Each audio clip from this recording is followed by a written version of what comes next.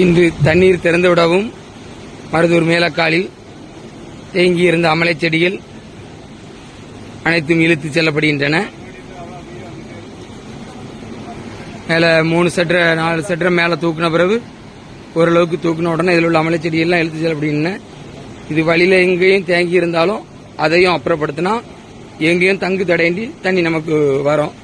காலையிலே திறந்த அதிகாரிகளுக்கும் இதை நைட்டே ஆணையிட்டு நமக்கு துறைக்க சொன்ன உயர் அதிகாரிகளுக்கும் அனைவருக்குமே நம்முடைய மனமார்ந்த நன்றியும்